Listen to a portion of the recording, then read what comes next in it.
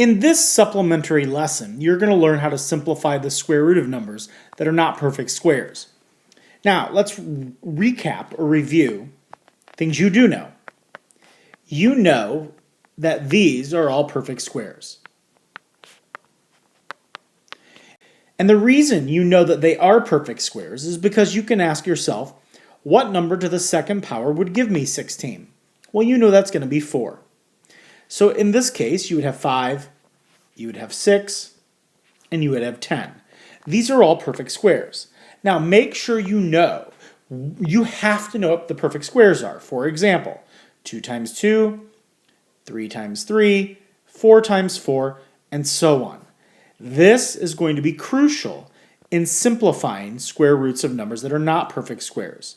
So, and this goes on.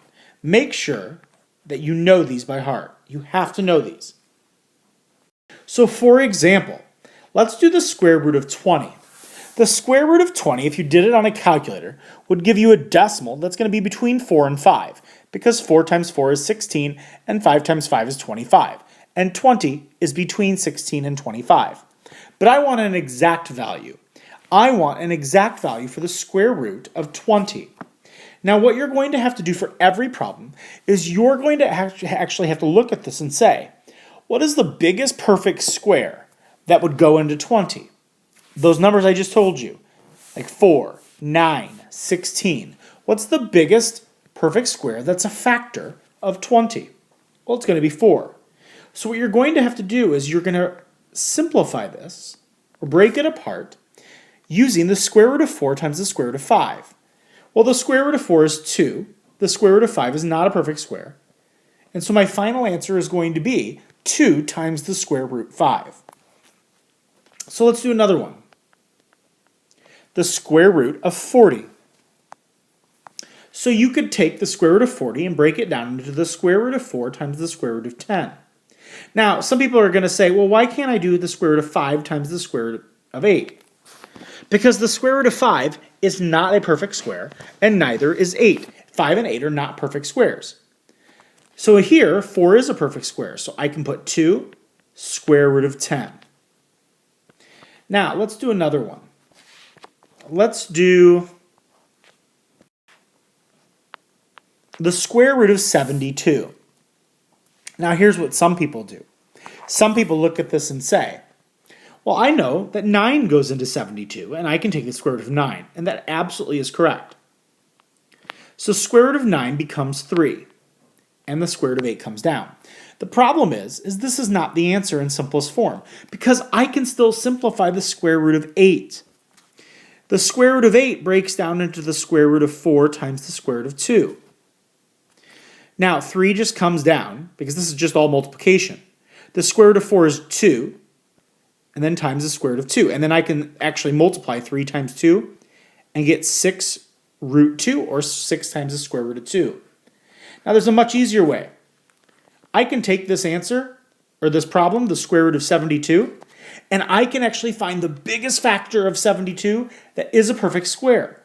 And that's going to be the square root of 36. So I can break down the square root of 72 into the square root of 36 times the square root of 2. The square root of 36 is 6 times the square root of 2. This is a much easier way to do it. This is why it's important to always pick the highest factor that is a perfect square. So that goes to the next example.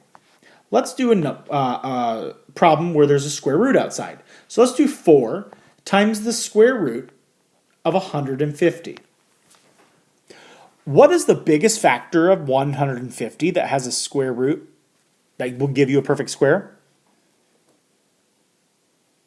Hopefully you can figure out as 25. Now the 4 just kind of comes along for the ride here. It just keeps on going down.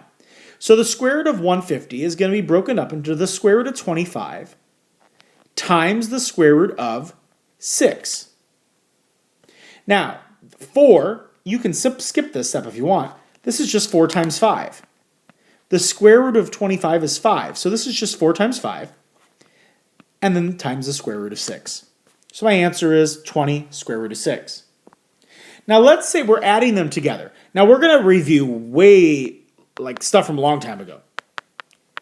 Can I add 2x plus 2y together? No, they're not like terms. So the same thing is true if you have something like this. 2 square root of 3 plus 4 square root of 5. I can't add those together because the square root of 3 and the square root of 5, you would kind of look at it as like terms. So this would be my answer. Now, when you're adding or subtracting, though, the same rules apply. So if I had 2 square root of 2 plus 3 square root of 2, that's going to be 5 square root of 2. That's it. All you do is add the 2 plus the 3. 5 square root of 2. If I had negative 3 square root of 5 minus square root of 5, this would be the same thing like negative 3x minus x, where there's a 1 in front. So there's a 1 here in front of the square root of 5. So this would become negative 4 square root of 5. Now, I could also simplify first. So for example, I could have 7 square root of 20 plus 3 square root of, let's do 18. No, I'm sorry, not 18. 80. Now, 7 square root of 20 plus 3 square root of 80. Now you're like, oh, I'm done. I can't add them together. They're not like terms. But your radicals, your square roots are not simplified. So in the first case, I could take 7 times the square root of 4 times the square root of 5 plus 3, and then 80 could be broken down into the square root of 16 times the square root of 5. Now this is going to become 7 times 2 square root of 5, which is 14 square root of 5, plus this is going to be 3 times 4 times the square root of 5. So that's going to be 12 square root of 5. So now I can combine these together and get 14 plus 12, which is 26 square root of 5. So why don't you try this one by yourself, or think of it in your head and what you would do. The first thing you would do is you would simplify all of your square roots. Now the first one's already simplified. The square root of 90 is going to be broken down into the square root of 9 times the square root of 10. Now I'm going to show you, I'm going to skip some steps here. Negative 4 times the square root of 9. Well, the square root of 9 is 3. So this is negative 4 times 3, which eventually would give us negative 12. So you can actually skip the step I'm going to write and write negative 12. And the square root of 10 just comes down. Plus, now the square root of 8 is going to be broken up into the square root of 4 times the square root of 2.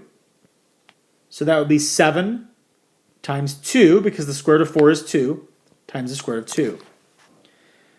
The square root of 40 is going to be broken up into the square root of 4 times the square root of 10. So the square root of 4 becomes 2, and the square root of 10 comes down. So now I can simplify all of these. Negative 4 times 3 times the square root of 10 plus 14 square root of 2 minus 6 times the square root of 10. Now I can combine like terms. So this would give me 14 minus 3, which is 11 square root of 2, minus 18 square root of 10. And that would be my final answer.